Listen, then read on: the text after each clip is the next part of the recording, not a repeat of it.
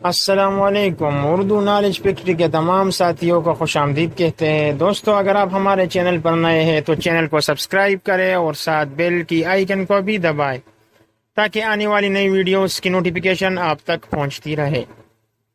دوستو، کیا آپ جانتے ہیں کہ سمندر کتنا گہرا ہے؟ سمندر کی گہرائی میں کیا کیا منظر ہوتے ہیں؟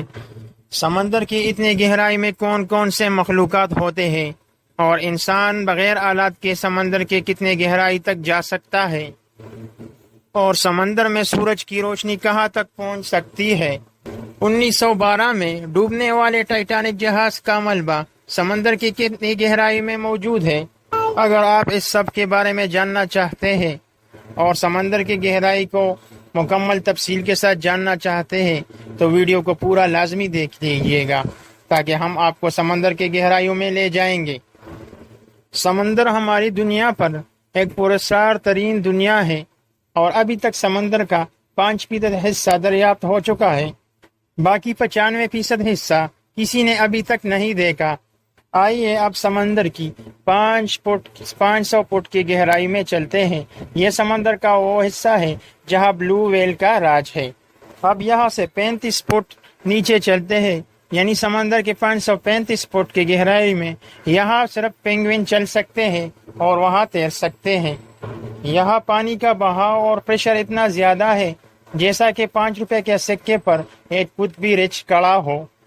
جو برداشت 5 روپے کا سکہ کرے گا، انسانی جسم پر اتنا ہی دباؤ اور پریشر ہوگا۔ اس بات سے آپ اندازہ لگا سکتے ہیں اگر بغیر ساز و سامان کے کوئی بندہ یہاں اتنی گہرائی تک پہنچے گا تو اس کے بدن کے کتنے ٹکڑے ہوں گے۔ اب یہاں سے مزید گہرائی میں چلتے ہیں۔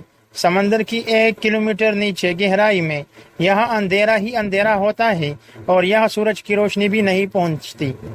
آپ ذرا سوچئے، اگر آپ سمندر کی اتنی گہرائی میں ہو اور اندھیرا ہی اندھیرا ہو اور اس خطرناک حصے میں آپ پر کیا گزرے گی؟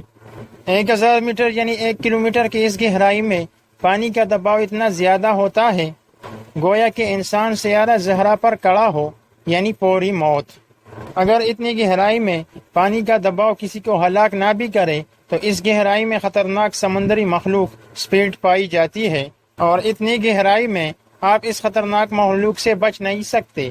یہی وجہ ہے کہ سمندر کا یہ گہرا علاقہ کتنا خطرناک ہے۔ سمندر کی مزید گہرائی میں چلتے ہیں، یعنی 2000 میٹر 2 کلومیٹر کی اس گہرائی میں سمندر میں خطرناک مخلوق بلیک ڈریگن فش موجود ہوتی ہے۔ سمندر کی مزید گہرائی میں اگر آپ چلے جائیں تو وہاں 3800 میٹر کی گہرائی میں مشہور جہاز ٹائٹینک کا ملبہ موجود ہے۔